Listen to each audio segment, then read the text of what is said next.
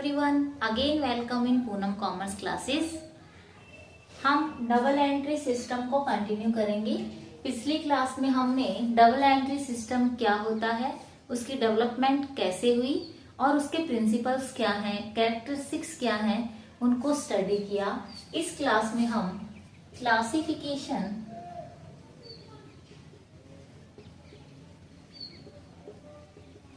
Of accounts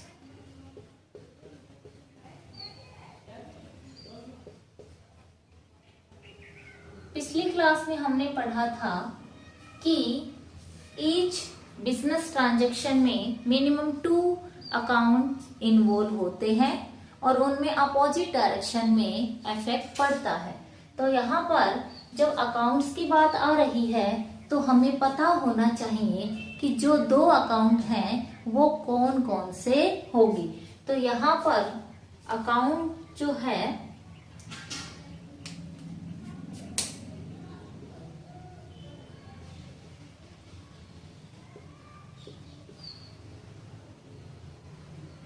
इसकी 2 types हैं।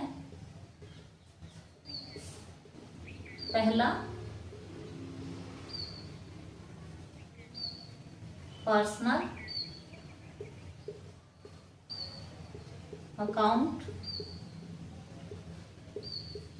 दूसरा इम्पर्सनल अकाउंट। और हमने इसकी कैरेक्टरिस्टिक में पढ़ा था कि हम डबल एंट्री सिस्टम में बोथ अकाउंट्स को रिकॉर्ड करते हैं, चाहे वो पर्सनल हो चाहे वो इम्पर्सनल हो।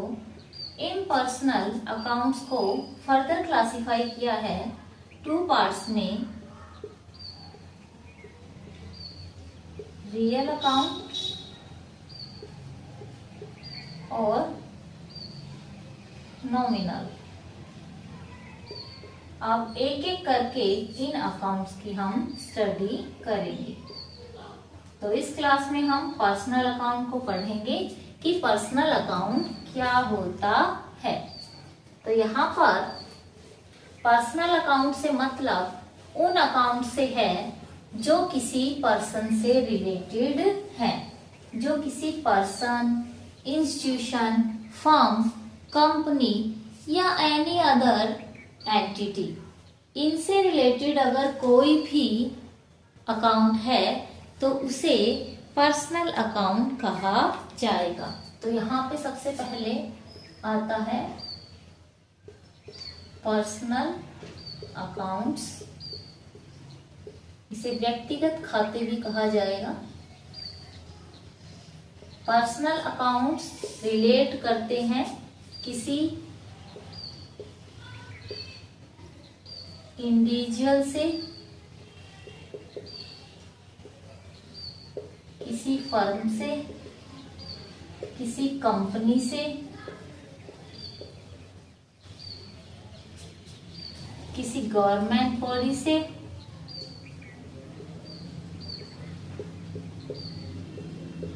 या एनी अदर इंस्टीट्यूशन। कुछ भी हो सकता है, कोई क्लब हो सकता है।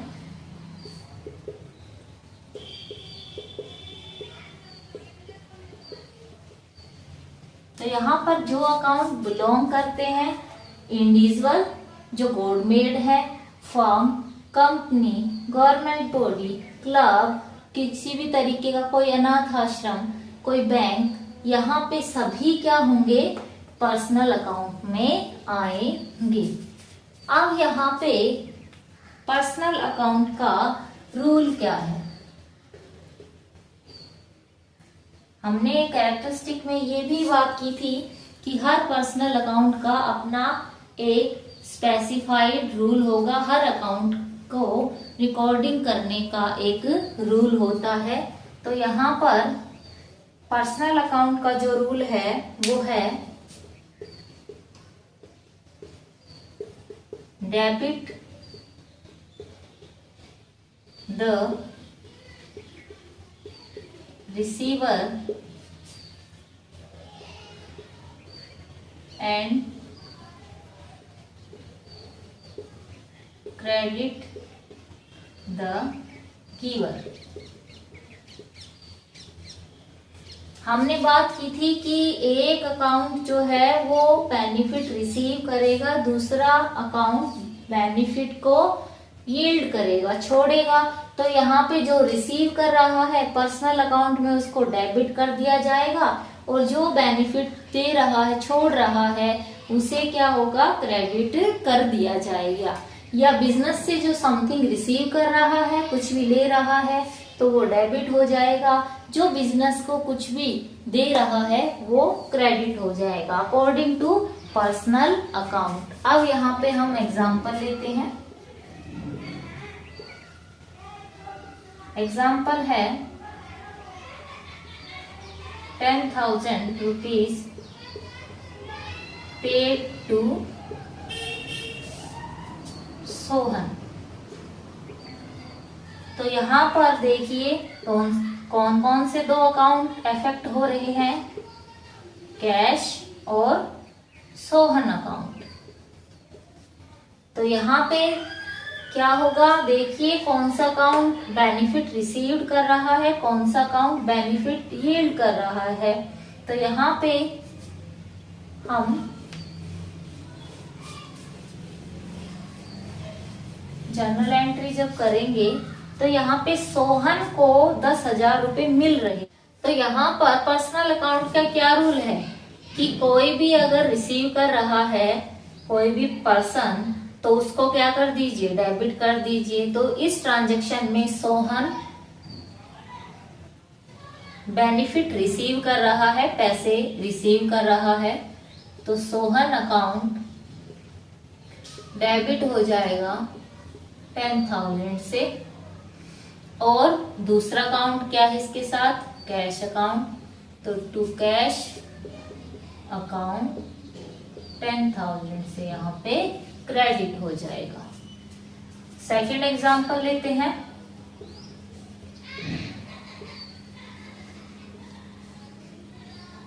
रिसीव 10,000 फ्रॉम हरी। अब देखिए यहाँ पे दो अकाउंट क्या है, कैश और दूसरा है हरीज अकाउंट। अब हरीज एक पर्सनल अकाउंट है। पर्सनल अकाउंट का रूल हमें पता है, हरी से पैसे मिल रहे हैं, तो हरी क्या कर रहा है, पैसे दे रहा है, कैश दे रहा है। तो यहाँ पर क्या जर्नल एंट्री होगी, कैश आ रहा है, कैश अकाउंट डेबिट हो जाएगा 10,000 से, और टू हरी अकाउंट क्रेडिट हो जाएगा 10,000 से। तो देखा स्टूडेंट, यहाँ पे सबसे पहले देखना है दो अकाउंट कौन से हैं, कौन उसकी क्लासिफिकेशन में देखो क्या है, वो पर्सनल है, रियल है या नॉमिनल है, उस पे उसका रूल सेट कर दो, और उस रूल से देखो कि उस पे उसको डेबिट करना है या क्रेडिट करना है। अमाउंट डेबिट में और क्रेडिट में दोनों में इक्वल लिखी जाएगी। अब इसका ऑब्जेक्ट क्या है, पर्सनल अकाउंट्स के क्या रिजल्ट निकल के आते हैं। तो अब हम ऑब्जेक्ट की बात करेंगे। तो यहाँ पे पर्सनल अकाउंट से ये पता चलता है कि कितना पैसा बिजनेस को उस पर्सन से लेना है या कितना पैसा उसे देना है। यहाँ पे जब हम पर्सनल अकाउंट की बैलेंसिंग करेंगे तो हम ये पाएंगे कि वो बिजनेस का क्रेडिटर है या डेटर है। और अगर अकाउंट्स की दोनों साइड मैच कर जाती है, इसका मतलब है ना हमें पैसा उससे लेना है ना पैसा देना है। तो यहाँ पर ऑब्जेक्ट क्या निकल के आता है कि क्रेडिटर है वो या क्या है, डेटर है। ये बताएगा हमें पर्सनल अकाउंट का बैलेंस। और अगर दोनों साइड मैच कर जाती है, बराबर आ जाती है, तो यहाँ पे ना तो वो डेटर है ना वो क्रेडिटर है। अगर क्रेडिट बैलेंस आता है तो क्रेडिट है, क्रेडिटर है, और अगर डेबिट बैलेंस आता है तो वो डेटर है बिजनेस का। ये ऑब्जेक्ट होता है पर्सनल अकाउंट को बनाने के पीछे। अब इसके बाद पर्सनल अकाउंट का भी क्लासिफिकेशन है, इसको भी फर्दर क्लासिफाई किया गया है। तो यहां पर क्लासिफिकेशन ऑफ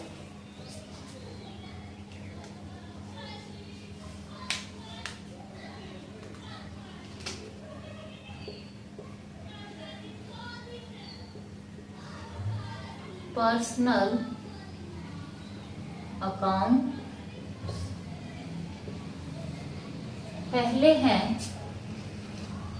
पहली जो टाइप है वो है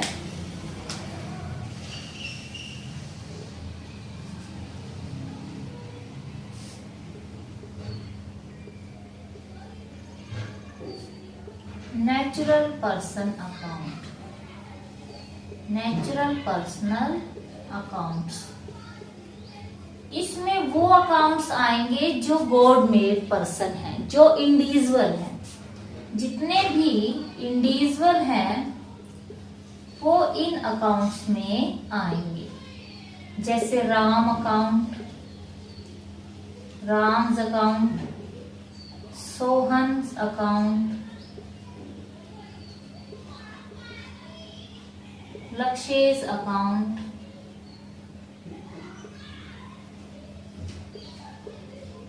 जो गॉड मेड है, जिनका जन्म नेचर से हुआ है, उन सब के अकाउंट यहाँ पर लिखे जाएंगे। दूसरा जो अकाउंट है पर्सनल अकाउंट का टाइप है वो है आर्टिफिशियल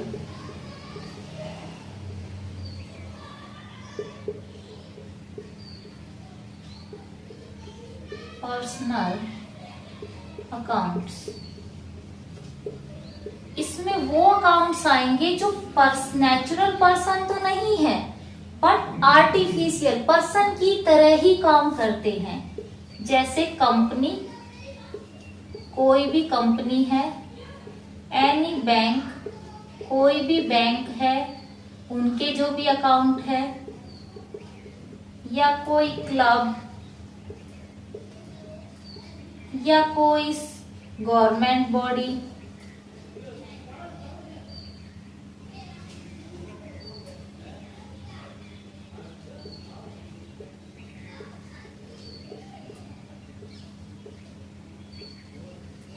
या any other institution.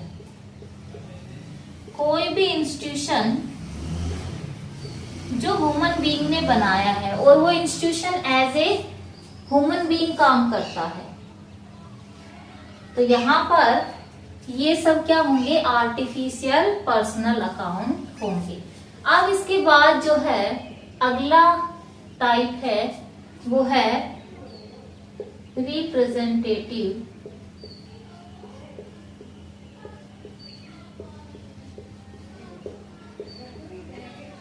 Personal accounts.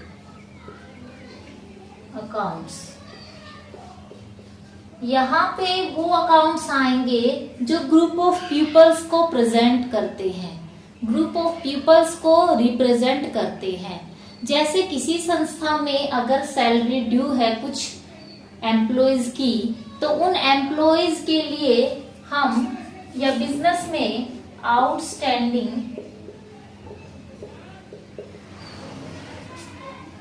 Salaries account जो बनाया जाएगा, ये क्या होगा, ये रिप्रेजेंटेटिव पर्सनल अकाउंट होगा। इसका मतलब ये अकाउंट उन लोगों को रिप्रेजेंट कर रहा है जिनकी सैलरी नहीं दी गई है संस्था में। ऐसे ही अदर टाइप्स भी है इस अकाउंट की, prepaid account, prepaid insurance account,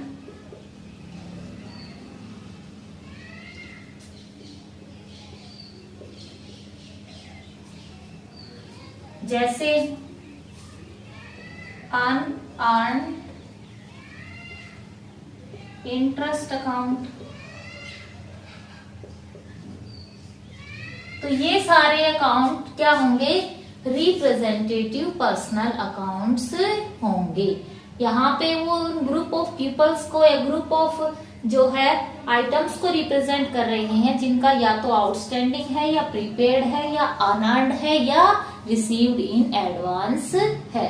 तो यहाँ पे हमने इस क्लास में क्लासिफिकेशन किया पर्सनल अकाउंट का।